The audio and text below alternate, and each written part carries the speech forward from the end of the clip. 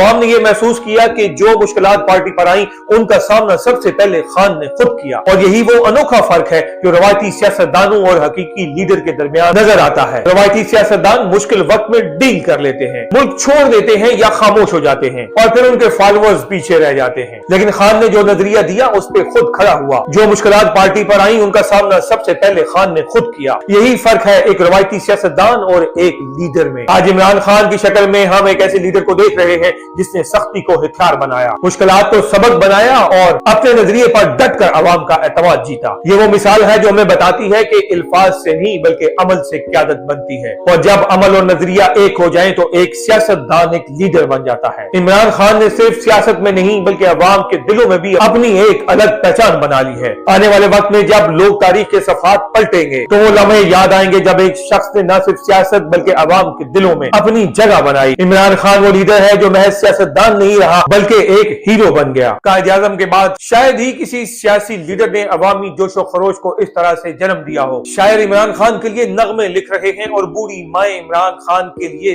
دعائیں کر رہی ہیں۔ عوام کے دلوں میں عمران خان کی یہ محبت اور عقیدت صرف سیاست کی وجہ سے نہیں بلکہ ایمان اور امید سے پیدا ہوئی۔ عمران خان نے یہ مثال قائم کی ہے کہ ایک شخص اپنی شخصیت اور اصولوں سے کیسے عوام کے دلوں میں ایک لوک داستان بن سکتا ہے۔ خان نے نہ صرف کرکٹ بلکہ ملک کی خدمت میں بھی ناممکن کو ممکن بنایا۔ جی ہاں، جب عمران خان نے پاکستان میں کینسر ہاسپٹل بنانے کا سوچا تو ہر کسی نے خان کو منع کیا۔ ڈاکٹروں نے کہا یہ ممکن نہیں، مشیروں اور ماہرین نے بھی اسے ناممکن کہا۔ ہر طرف سے یہی آوازیں سنائی دیتی تھی کہ پاکستان جیسے ملک میں کینسر ہاسپٹل نہیں بن سکتا، لیکن عمران خان نے ہار نہیں مانی۔ وہ اپنی حکمت، حوصلے اور لگن کے ساتھ آگے بڑھا اور وہ کر دکھایا جسے دنیا ناممکن کہتی تھی۔ یہ ہے خان کی قیادت اور جذبے کی طاقت۔